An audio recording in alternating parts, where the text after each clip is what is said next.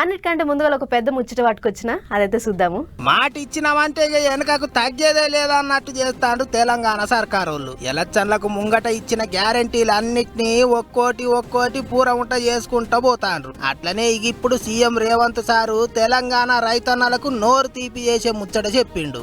ఈ మంత్రివర్గంలో ఇచ్చిన మాట ప్రకారం 2 లక్షల రూపాయల రైతు రుణమాఫీ చేయాలి అని మా మంత్రివర్గం పూర్తి స్థాయిలో విశ్లేషించి చర్చించి వివిధ బ్యాంకులలో ఉన్న రుణాలకు సంబంధించిన వివరాలు సేకరించి వాటన్నిటిని క్రోడీకరించి ఆ రైతు రుణమాఫీ చేయాలి అని మేము నిర్ణయం తీసుకున్నాం.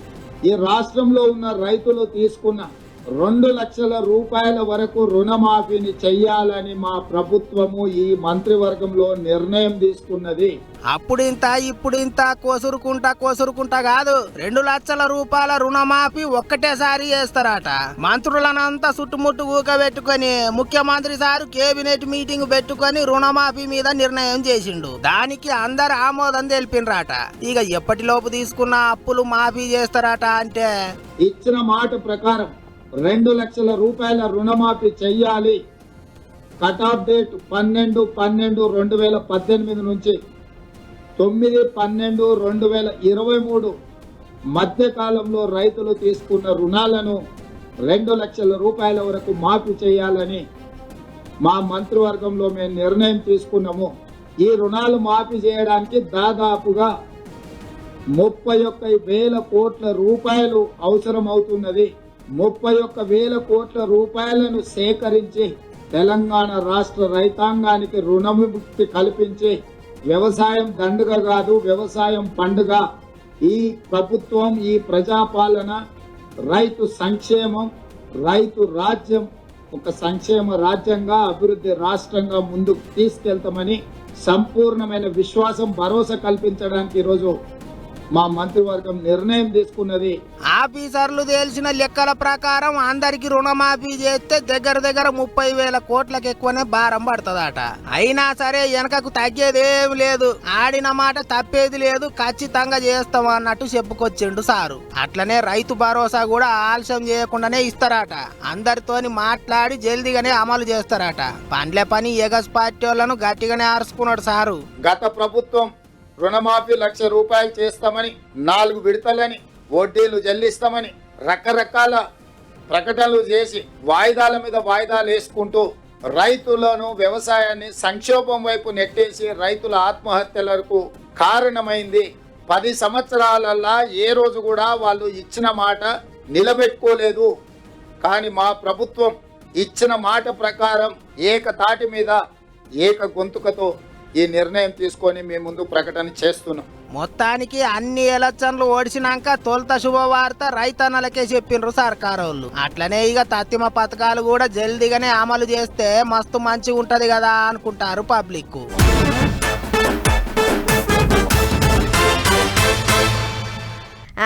ఏముంటుంది, ఆటోళ్లకు ఈటోళ్లకు పంచాయతీ నడుస్తుంది. పడా మాటలు అనుకుంటారు.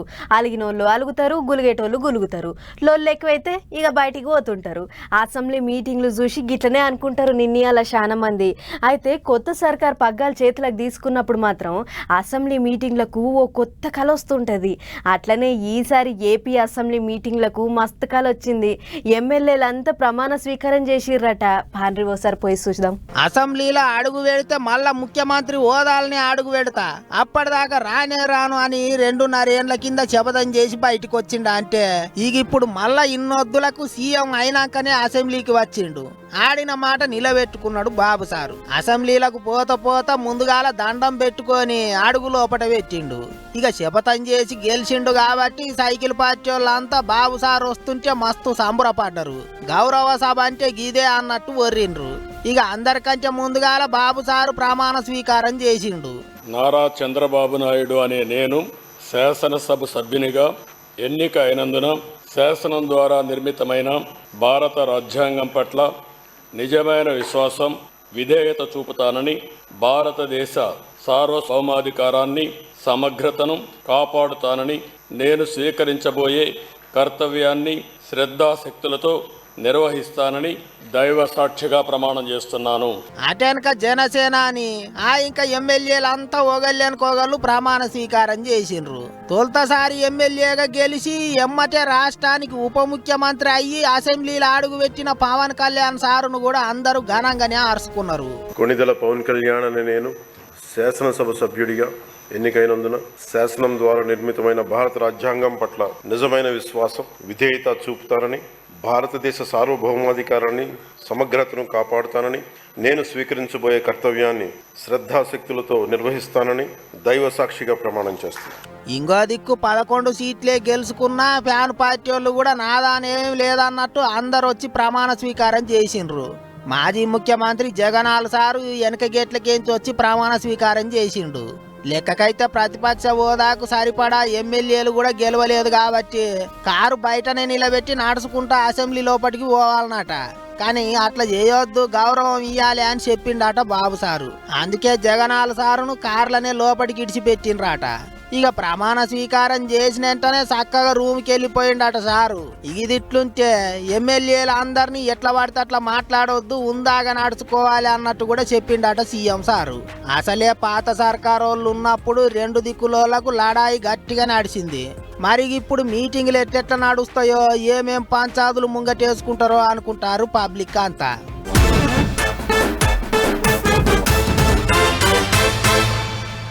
అనుగాని జాగల 1/2 నిమిషం ఉండొద్దు అని అంటుంటారు పెద్దోళ్ళు. ఈ మాటలు ఎవ్వరు పట్టించుకున్నా పట్టించుకోకపోయినా లీడర్లు మాత్రం మస్తు గట్టిగా పట్టించుకుంటున్నారు. ఉన్న పార్టీకి పబ్లిక్ల పతార జర్ర తగ్గిందంటే చాలు ఎమ్మటే పక్క పార్టీలకు జంప్ అవుతుర్రు. ఇన్నొద్దులు తల్లి అసొంటి పార్టీ, తండ్రి అసొంటి నాయకుడు అన్నోళ్ళే చక్కగా పోయి కండువా మారుస్తున్నారు. తెలంగాణలో ఎలక్షన్లు ఒడిచిపోయి 6 నెలలు అవుతుంది. ఇప్పటికీ కారు దిగిపోయి చేతుల చెయ్యి వేస్తూనే ఉన్నారు లీడర్లు.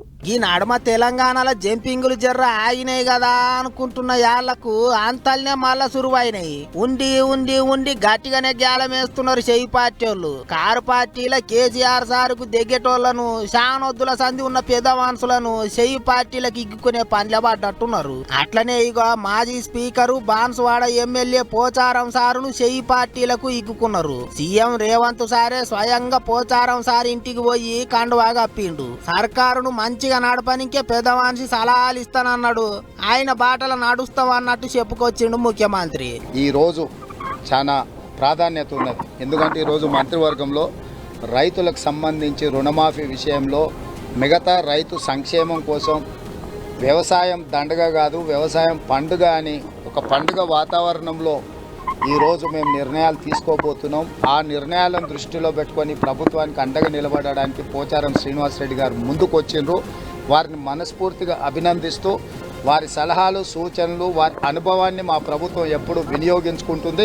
ఇక నిన్న మొన్నటి దాకా కేసీఆర్ సారు పక్క పొంటే ఊకొని కారు పార్టీలో పెద్ద మనిషి లెక్క అన్నిటికీ ముంగటైన పోచారం సారు ఇక ఇప్పుడు ఏమన్నాడో చూడర్రే. మనస్ఫూర్తి వారికి స్వాగతించారు.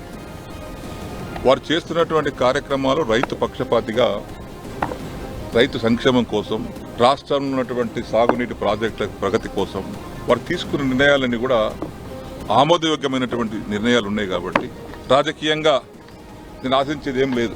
నేను ఆశించేది రైతు సంక్షేమం. నేను వ్యవసాయ శాఖ మంత్రిగా చేశాను, బ్యాంక్ చైర్మన్గా చేశాను. ఇవన్నీ రైతుతో ముడిపడ్డటువంటి సంస్థలు ఇవన్నీ. కాబట్టి రాష్ట్ర ప్రగతిలో వారు చేసేటువంటి అభివృద్ధికి, వారు సంకల్పించినటువంటి కార్యక్రమాలకు చేదోడు వాదోడుగా ఉండి రాష్ట్ర ప్రగతి కోసం, రైతు ప్రగతి కోసం అందరం కలిసికట్టుగా సమీక్షగా కృషి చేస్తాం. కాదన్నట్టు రైతులకు మేలు చేస్తున్నారు, అందుకే రేవంత్ సారేంట నడవనికే తయారైనా కండువా మార్చుకున్నా అన్నట్టు మాట్లాడిండు. ఇది ఇట్లుంటే పోచారం సారు చెయ్యి పార్టీల షరీక్ అవుతున్నాడని తెలియంగానే కారు పార్టీ వాళ్ళు ఆయన ఇంటికాడికి పోయిండ్రు. అట్లెట్లా పోతాడు, చెయ్యి పార్టీ వాళ్ళు అట్లెట్లా షరీక్ చేసుకుంటారు అన్నట్టు లొల్లికి దిగిండ్రు. మాజీ ఎమ్మెల్యే బాల్కాసుమను బొబ్బ చేసిండు. 2 దిక్కులకు లడాయి గట్టిగానే నడిచింది. కానీ పోలీసు వాళ్ళు ఊకుంటారా, ఎటోళ్ళ నాటి చెదరగొట్టిండ్రు. కారు పార్టీ వాళ్ళను బండ్లు ఎక్కించి అక్కడి నుంచి తోలుకపోయిండ్రు. ఇక దిక్కు పోచారం సారు కండువా కప్పుకుంటూనే ఉన్నాడు. అటు ఉప్పల్ ఎమ్మెల్యే లక్ష్మారెడ్డి పోయి జానారెడ్డి సార్ను కలిసిండట. మరిగా అక్కడేం మాట ముచ్చట నడిచిందో గాని ఆయన కూడా చేతుల చేస్తాడని ప్రచారం నడుస్తున్నది. చెయ్యి పార్టీ మంత్రులు, ఎమ్మెల్యేలు మైకుల ముంగటికి వచ్చిండ్రంటే చాలు 20 మంది కారు పార్టీ ఎమ్మెల్యేలు జంపింగ్ కు రెడీగా ఉన్నారని మాట్లాడుతున్నారు. మరిగా ఏమైతుందో ఏమో గాని జంపింగులు ఇప్పట్లో ఆగేటట్టు అయితే లేవు అనుకుంటారు ఇప్పుడు అందరూ.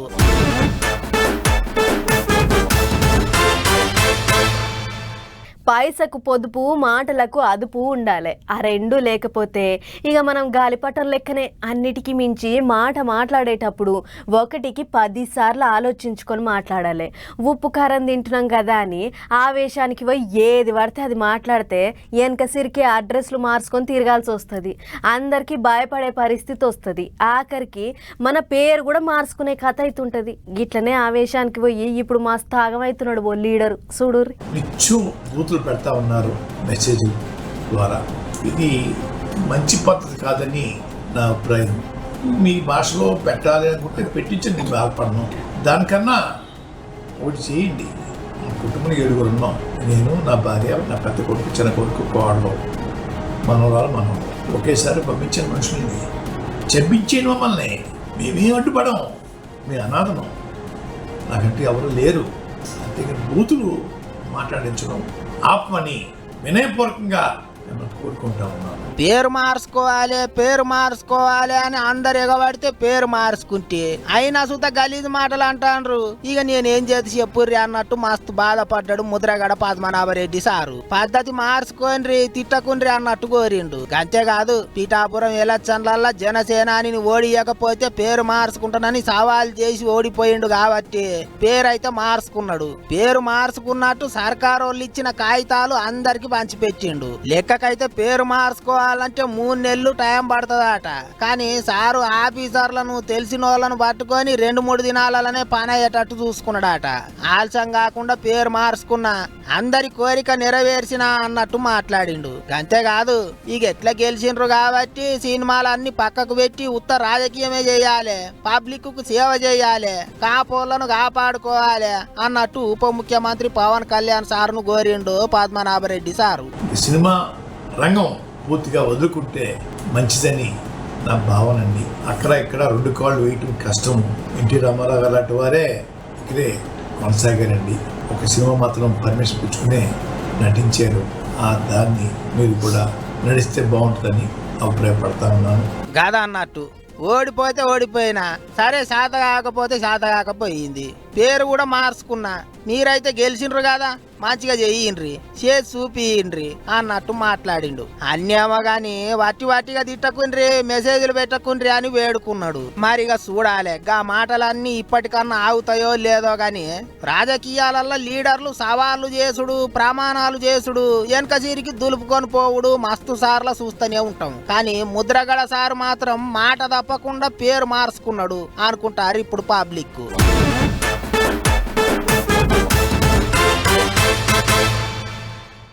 సార్కు శుభవార్త చెప్పిర్రు, బెయిల్ ఇచ్చిర్రు, ఇక బయటికి వస్తాడు అని పండగ చేసుకుర్రు. చాలా మంది పబ్లిక్ ఆపతి సాపతి అరుచుకుంటాడు, తిప్పలంతా పోగొడతాడు అని సంబరపడ్డారు. అసలే నీళ్లు లేక గొంతెండుతున్నది, ఎండలకు మాడు వలుగుతున్నది. ఇంకో దిక్కు ఎప్పుడు ఉండే కాలుష్యం ఉండనే ఉన్నది. తీరొక్క కష్టాలతోని ఢిల్లీ పబ్లిక్ కింద మీద అవుతుర్రు. గిసొంటి యాళ్ళలా సార్ జైలుకెంచి బయటికి వస్తున్నాడు, కష్టాలన్నీ పోతాయి అని అనుకుని సంతోషపడ్డారు. కానీ ఆఖరికి ఏమైందో చూడుర్రి. ఓ దిక్కు సార్ వస్తాండు, ధూమ్ధామ్ చేయాలి అని చీపురుకట్ట పార్టీ వాళ్ళు అంతా ఎదురు చూస్తా అంటే తెల్లారటాలకు షాట్ కొట్టించినట్టు చేసిండ్రు ఢిల్లీ హైకోర్టు సార్లు. ముఖ్యమంత్రి కేజ్రీవాల్ కు రౌస్ అవెన్యూ కోర్టు బెయిల్ ఇస్తే దాని మీద ఉరుక్కుంటూ పోయి హైకోర్టులో ఫిరాదయ్యిండ్రు ఈడీ ఆఫీసర్లు. అట్లెట్లా బెయిల్ ఇస్తారు? మందు సీసాల కేసులో ఆయనదే పెద్ద చెయ్యి, ఆధారాలున్నాయి, కాగితాలున్నాయి అని హైకోర్టు సార్లకు పూస ఉచ్చిండ్రట. ఇంకేమున్నది, బెయిల్ ఇస్తే ఇచ్చిండ్రు గాని జర ఆగుండ్రి, విచారణ ముగిసేదాకా కేజ్రీవాల్ ను అప్పుడే బయటికి ఇడిచిపెట్టకుండ్రి అని ఢిల్లీ హైకోర్టు సార్లు స్టే ఇచ్చిండ్రట. అటెనక ఆటోళ్ళ ముచ్చట్లు ఈటోళ్ళ ముచ్చట్లు అన్ని తీర్పు రిజర్వులో పెట్టిండ్రట. సార్ వస్తాండు అని అప్పటిదాకా సంబరపడ్డ చీపురుకట్ట పార్టీ వాళ్ళు మస్తు నారాజు అయిండ్రు. ముఖ్యమంత్రి ఇంటి ఆమెనైతే మస్తు గరమైంది. కేజ్రీవాల్ ను ఉగ్రవాది లెక్కనే చూస్తాండ్రు అన్నట్టు కోపానికి వచ్చింది. कि किसी को लिबर्टी भी नहीं देने के मुख्यमंत्री के अगेंस्ट वो स्टे के लिए चली जाती है. अभी हाईकोर्ट में फैसला आना बाकी है. आशा करते हैं कि हाईकोर्ट न्याय करेगा। ఇగిదిట్లుంటే ఇంకో దిక్కు ఢిల్లీలో నీళ్ల కటకట రోజుకింత ఎక్కువ అవుతుంది. గుక్కెడు నీళ్ల కొరకు పబ్లిక్ యుద్ధం చేసే కథ అవుతున్నది. పక్కపొంటున్న హర్యానా రాష్ట్ర పోలు నీళ్లు ఇస్తలేరు, సెంటర్ సర్కారోళ్ళు పట్టించుకుంటలేరు అని చీపురుకట్ట పార్టీ మంత్రి అతీసి ఉపాసం ఉండి దీక్ష పట్టింది. ఇంకో దిక్కు ఢిల్లీలో ఎప్పుడు ఎండ కొట్టేది తెలుస్తలేదు, ఎప్పుడు వాన కొట్టేది తెలుస్తలేదు. అంత ఇచ్చంతరమే అవుతున్నది. పబ్లిక్ ఆగమాగం అవుతున్నారు. అగడుకు పిట్టెలు రాలినట్టు రాలుతున్నారు. గిసోంటి ఆలల్లా ముఖ్యమంత్రి బయటకు వస్తేనన్న పరిస్థితి ఏమన్నా చక్కగా అవుతుందేమోనని అంత ఎదురు చూస్తున్నారట. కానీ అటు చూస్తేనేమో బెయిల్ వచ్చినా బ్రేకులు పడ్డాయి. మరిగా ఎట్టయితుందో, ఢిల్లీ సీఎం బయటికి వస్తాడో రాడో, హైకోర్టు సార్లు ఏమంటారోనని అంత ఎదురు చూస్తాను ఇప్పుడు.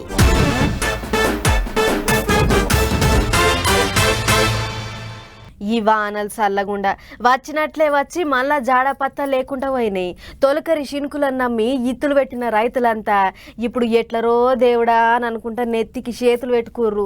పెట్టిన గింజల కుత్కె తడిపేతానికి ఒక్క జల్లు పడ్డా బాగుండు అన్నట్లు చూస్తుర్రు. కళ్ళ ముంగట గింజలు ఎండిపోతుంటే కన్నీళ్లు తీస్తుర్రు. కానీ గీ రైతన్న అందరి లెక్క కాదు, శినుకులను నమ్ముకుంటే పని కాదని ఓ కొత్త ఇగ్రమే చేసిండు. మరి గదేందో మీరే చూడుర్రి. పైపులు తెచ్చిండు, శెల్కంతా వర్షిండు, వాన వడిపిస్తానికి అన్ని తీర్లా పనులు ఓడిపించిండు. ఆ టెంక మోటార్ కాడికి వస్తే ఇక్కడేదో పెద్ద సిలిండర్ అసొంటి బుడ్డి పెట్టిండు. దానికి పక్కపొంటి 2 చిన్న బుడ్లు పెట్టిండు. చలో షురూ చేద్దామా అన్నట్లు మోటార్ కట్క ఒత్తిండు.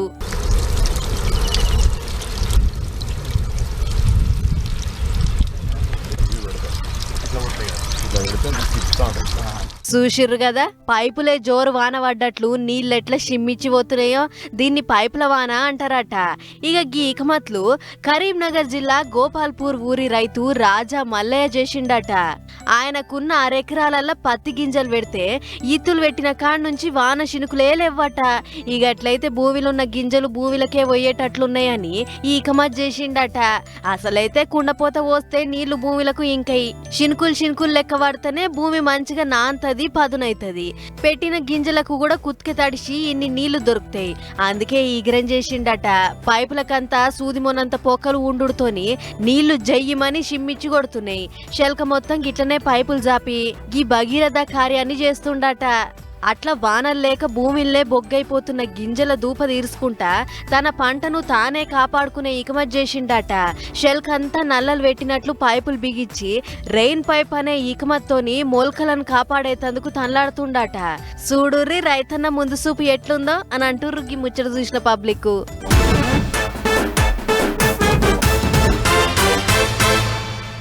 పెయి మంచిగా ఉండాలంటే దినం యోగా చేయాలి. గా యోగాల పద్మాసనము, శీర్షాసనము, దండాసనము, ధనురాసనము, గోముఖాసనము, హలాసనము అని గిట్ల తీరు ఆసనాలు శితం ఉంటాయి. అండ్ల ఎవరి వయసుకు తగ్గట్లు వాళ్ళు ఆసనాలు వేస్తుంటారు.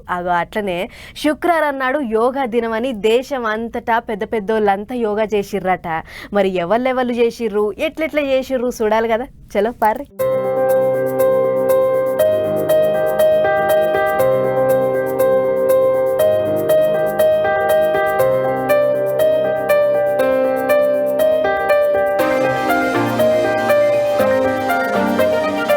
శుక్రవారం నాడు అంతర్జాతీయ యోగా దినమని దేశమంతా యోగాసనాలేసింది. దేశ ప్రధాని మోడీ సారు జమ్మూ కాశ్మీర్లో యోగా చేసిండు. కళ్ళు మూసుకొని తలకాయ అటు ఇటు తిప్పుకుంటా తన చుట్టుపట్టు ఉన్నోళ్ళందరినీ అదే తీర్లా యోగా చేపించిండు. అట్లనే దేశ సైనికులు కూడా ఆళ్ళ జాగల్లో గొట్టు ఆసనాలేసిర్రట. దేశాన్ని కాపాడేతానికి ఒక్క ఖండబలమే కాదు, మనసు కూడా నిమ్మలంగా ఉండాలే అన్నట్లు చెప్పిర్రట. ఇటు మన దిక్కు రంగారెడ్డి జిల్లా కన్హా శాంతివనంలైన యోగా కార్యంలా గవర్నర్ రాధాకృష్ణన్ సార్ పాల్గొన్నాడు. కుక్కట్పల్లిలైన స్వచ్ఛ భారత్ అభియాన్ యోగా కార్యానికి మల్కాజ్గిరి ఎంపీ ఈటెల సార్ హాజరుపడి జరసేపు ప్రాణాయామం చేసిండు. సంజీవయ్య పార్కులైన యోగా కార్యానికి ఆరోగ్య శాఖ మంత్రి రాజా నరసింహ సార్ హాజరుపడ్డాడు. సార్ కూడా ఈపల చేతులు పెట్టుకొని కిందికి మీదికి వంగుకుంటా లేసుకుంటా పెయికి పనిచెప్పిండు. రాచకొండ కమిషనర్ తరుణ్ జోషి సార్ కూడా తీరు ఆసనాలేసి చేసిండు. అటు ఏపీల పువ్వు పార్టీ పెద్ద ఆఫీసులో యోగా డే కార్యానికి పార్టీ పెబ్బ పురంధేశ్వరి మేడం హాజరుపడ్డది. మేడం కూడా దండం పెట్టినట్లు చేతులు దగ్గరికి పెట్టి యోగా మంత్రాలు చదివింది. ఇక ఇదిట్లుంటే అటు జగిత్యాల జిల్లా మెట్పల్లిలో 95 ఏళ్లున్న ఓ యోగా గురువు బాలయ్య శంగ ఎగురుకుంటా ఆసనాలు వేసుకుంటా వచ్చినోళ్ళకు కూడా నేర్పిస్తుండట.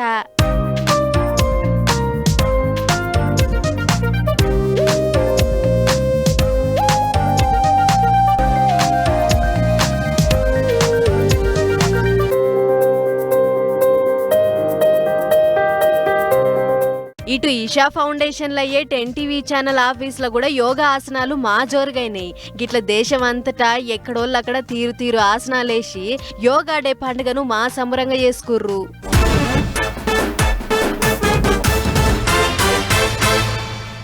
చలో మరి 1 టీఆర్టీ పటాస్ న్యూస్ ముచ్చట్లు ఇంకా ఎపిసోడ్ లో మళ్ళీ కలుసుకుందాం. నమస్తే.